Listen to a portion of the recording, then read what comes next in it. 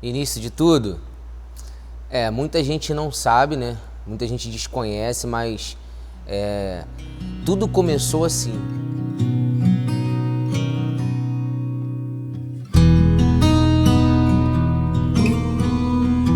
Nós congregávamos em uma igreja, eu, minha esposa, meu filho, Natan, minha filha não existia ainda, e aí nós começamos a fazer um evangelismo, né? Eu trabalhava, fazia faculdade, final de semana eu e minha esposa fazíamos um evangelismo, convidando algumas pessoas para ir, né, ao culto com a gente. E aí depois de um certo tempo a gente foi levando algumas pessoas, começamos levando uma, duas, a primeira foi até meu cunhado Anderson, uma, duas, três, um carro, dois carros, aí pedimos a ajuda da Kombi da igreja, duas Kombis, até que nós paramos um ônibus na porta da igreja de convidados e ali foi surgindo o então ponto de pregação. Engraçado que eu não era nem diácono e eu já fazia esse tipo de trabalho de evangelização. Então começou assim basicamente, né? A gente convidando pessoas para ir à igreja e aí então a liderança que eu fazia parte sugeriu o ponto de pregação aonde nós começamos então o trabalho. Nisso de tudo começou muito antes da lojinha em si, da igreja, mas sim no trabalho de evangelização.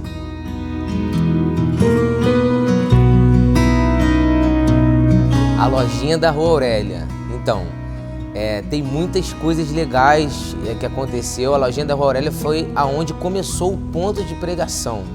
A lojinha bem pequenininha, cabia 40 pessoas sentadas aproximadamente. E aí, logo de cara, nós fizemos o culto de inauguração e todos que foram amigos e familiares lá ficaram surpresos, que é até uma história engraçada, ficaram surpresos porque não sabiam que seria a inauguração de um ponto de pregação, né? E aí a gente começou ali na lojinha.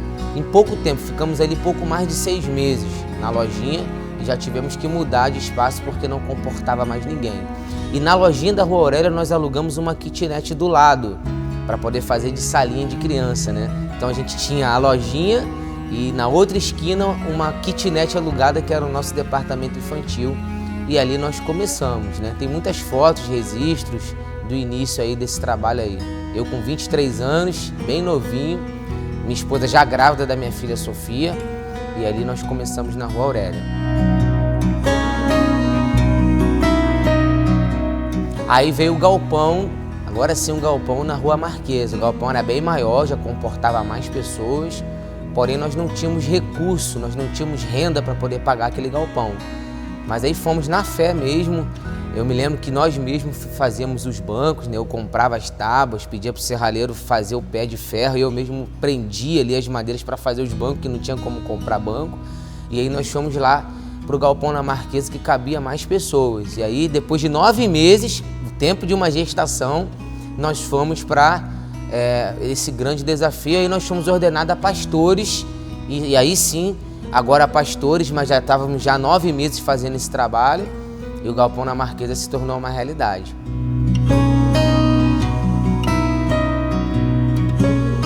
O terreno próprio, aí sim na Rua Júpiter, que é onde nós estamos até hoje.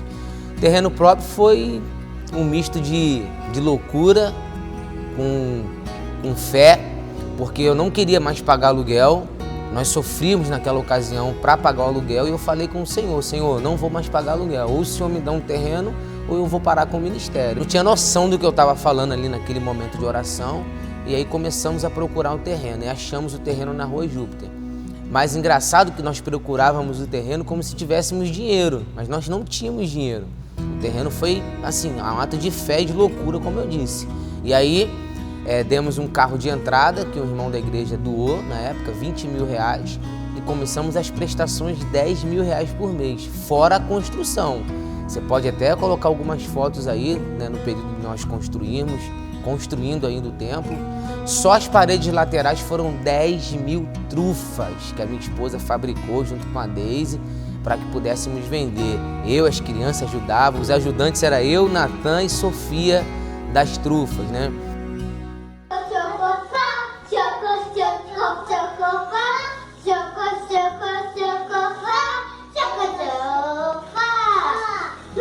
Quando alguém oferecia chocolate para os meus filhos, eles faltavam chorar. A gente não aguentava mais ver chocolate na nossa casa. A nossa casa virou a verdadeira fábrica de chocolate.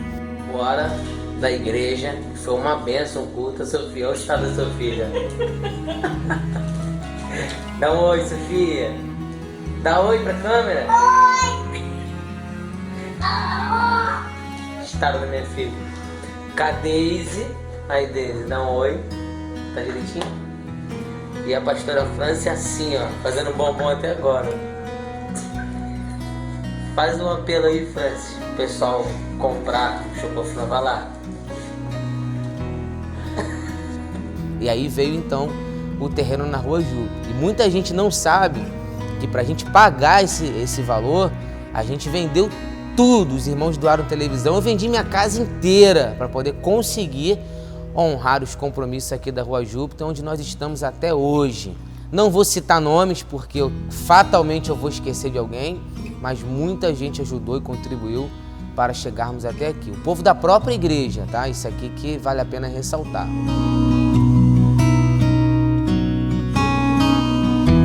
Um grande milagre que nós vivemos no ministério. Nossa, essa pergunta é difícil. São muitos milagres, muitos. Mas assim, um dos milagres que mais marcaram a nossa vida, tanto particularmente quanto ministerialmente, foi nós alcançarmos os 100 mil reais. Porque nós fizemos um contrato com o proprietário, o seu Roberto, que foi altamente gentil, nos ajudou muito. E nós tínhamos que, num prazo de 6 meses, dar 100 mil reais na mão dele. E faltando pouco menos de 15 dias, nós tínhamos 2 mil reais dos 100 mil. E aí eu fiz um discurso fúnebre no Facebook, meio que de despedida, convidando os irmãos para um grande comunicado no domingo à noite. A igreja foi, até quem estava desviado foi, achando que eu ia, acabar com o ministério. E ali nós fizemos um grande desafio e começou a chegar gente ofertando, gente ajudando. O pregador daquela noite ofertou, me lembro que 10 mil reais, né? Isso é inédito. E aí, num prazo de uma semana, nós conseguimos 106 mil reais. Nós conseguimos pagar o terreno, né? Um milagre. Para mim, marcou a minha vida, eu vi a provisão de Deus. E os 6 mil que sobrou, nós compramos a fundação, o ferro, né? A sapata, as cintas, compramos para poder começar a obra. E foi assim um momento muito impressionante, né? Da minha vida no meu ministério ali. Esse foi um grande milagre.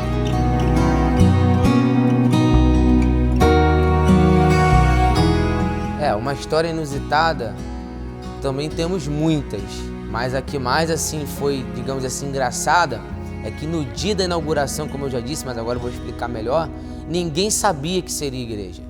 Todos estavam indo achando que seria o aniversário do meu filho Natan, que faz dia 22 de setembro. A igreja inaugurou dia 10 de setembro. Então meu pai estava na igreja achando que era o aniversário do meu filho, meus amigos, parentes, convidados, chegaram lá, deram de cara com a inauguração do ponto de pregação. Foi uma surpresa para todo mundo e foi algo marcante também.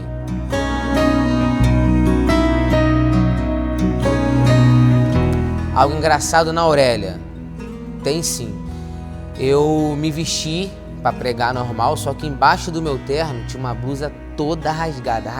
Eu pintei de carvão, de batom e escrevi um montão de frases, egoísmo, mentira. E a ideia da mensagem era fazer com que as pessoas entendessem que a palavra de Deus faz a gente nos enxergar como realmente somos. Tanto que o tema é Jesus e o espelho.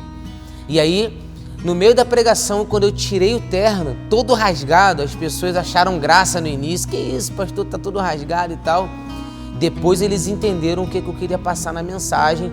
E foi muito curioso a reação das pessoas. E aquela loucura também que eu fiz. Eu acho que na Aurélia, essa é uma história engraçada que vale a pena a gente contar.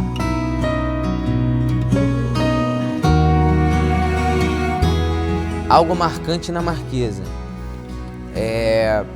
Sem dúvida nenhuma foi porque nós não tínhamos condições de pagar o aluguel. O que eu fiz? Eu e minha família fomos morar dentro da igreja. Nós moramos dentro da igreja um período para poder pegar o nosso recurso e ajudar a igreja pagando o aluguel da igreja, né? E ali, meu Deus do céu, a pastora Franci passou por momentos difíceis. Nós dormíamos no chão e eu me lembro que em uma das salas tinha um ninho de rato embaixo do piso, Rodrigo. Embaixo do piso tinha um ninho de rato. E de noite a gente via os ratos passando, né, no cantinho da parede. E eu deitado no chão com o Natan e minha filha Sofia. Isso foi algo marcante até para os meus filhos. Eles falam até hoje isso com a gente em casa. E aí eu resolvi matar as baratas, ó. Resolvi matar os ratos. Taquei 1 litro de álcool dentro do ninho, aqui embaixo do piso. E tive a brilhante ideia de tacar um fósforo. O que aconteceu?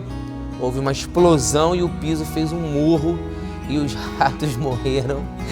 E tivemos o livramento dos ratos ali na Marquesa de Griselda. Essa é uma história que marcou tanto a minha vida quanto a vida da igreja, que a igreja lembra até hoje, e a vida dos meus filhos ali na Marquesa de Griselda.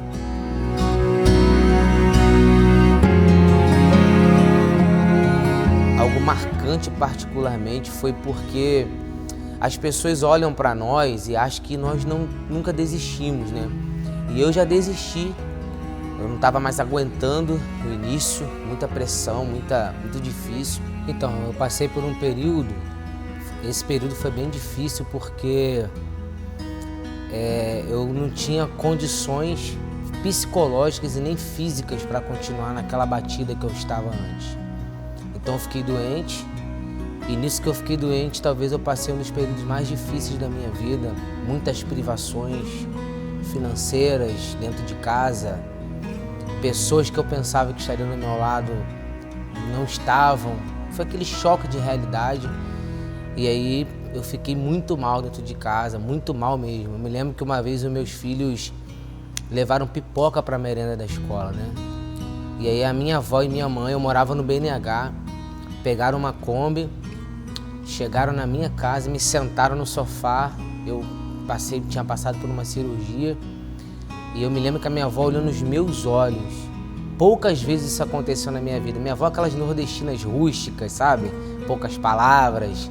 Se tu vai abraçar, me larga. Mas nesse dia ela olhou nos meus olhos emocionada e falou: o maior erro que você cometeu na sua vida foi ser pastor. E ela e minha mãe disseram para mim: desiste, você vai morrer. E aquilo foi muito marcante para mim, porque eu estava a ponto de desistir. Foi quando eu tomei a decisão que ia parar. E assim, poucas pessoas sabem disso, acho que nunca falei isso na igreja, minha mãe é testemunha disso.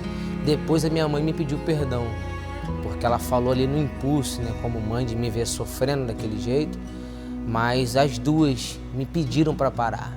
E assim, foi um pedido muito forte, isso marcou muito a minha vida e a vida delas também. Tanto que hoje a minha mãe é diaconisa aqui da igreja e minha avó também congrega aqui, batizamos a minha avó.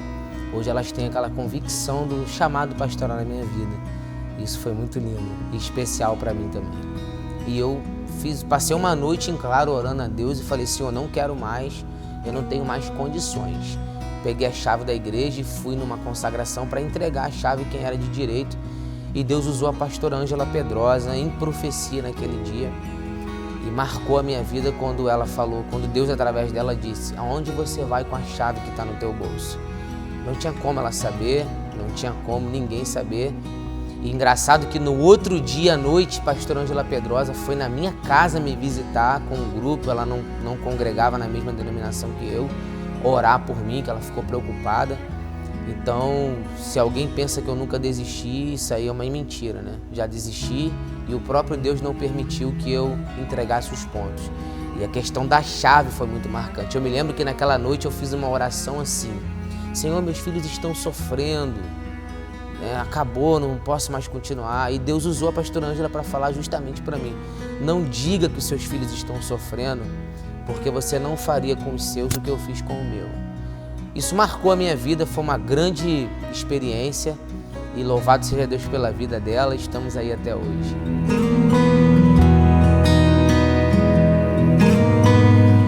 Uma grande motivação para eu continuar. Muitas pessoas falam que ser pastor é uma loucura.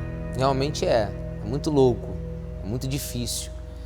Mas o que mais me motiva, ministerialmente falando, é ver o Senhor transformando vidas. Aqui mesmo eu vejo pessoas que eram destruídas, drogadas, viciadas, viviam num mundo totalmente perdido e hoje são obreiros da igreja, hoje pregam a palavra. Ontem mesmo tivemos ordenações aqui, em especial alguns que eu sei de onde Deus tirou no profundo do lamaçal do pecado e hoje são obreiros na obra do Senhor.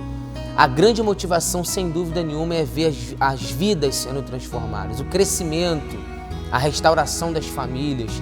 Isso não tem preço, isso nos motiva, ver Deus transformando vidas através do nosso ministério. Tanto que o culto de batismo é sempre o culto que eu mais choro, porque eu vejo ali as pessoas vivendo grandes transformações. Acho que isso motiva qualquer pastor, ver a vida das pessoas sendo abençoada. Agradecimento. Se eu for falar nome por nome, com certeza eu vou pecar aqui, vou esquecer alguém. Mas agradeço a Deus por ter me escolhido, por ter me permitido viver tudo que eu estou vivendo. Agradeço a minha família, pastora Francis, que é, sem dúvida nenhuma, uma mulher sábia, uma mulher incrível. Sem ela, eu não sei se outras mulheres suportariam o que ela suportou. Agradecer a todos que passaram pela minha vida como liderança, porque acabei somando e aprendendo muito com todos. Agradecer também a cada obreiro, tanto que passou nesse ministério, quanto os que estão, porque eles são a melhor equipe do mundo, são mais de 30 departamentos. A igreja é muito ativa em vários aspectos. Agradeço a cada um. E principalmente, essa aqui tem que ser especial, principalmente ao Espírito Santo, que ele é a força motriz da igreja. A presença do Senhor nos nossos cultos é uma realidade e eu não tenho como pagar, não tenho como comprar, não tenho como mensurar o tamanho desse privilégio que é ter a presença do Senhor nos nossos cultos. Então, muito obrigado a todos. Está aqui um pouquinho da nossa história resumida, que se for falar vai ficar muito grande. Deus abençoe. Amém.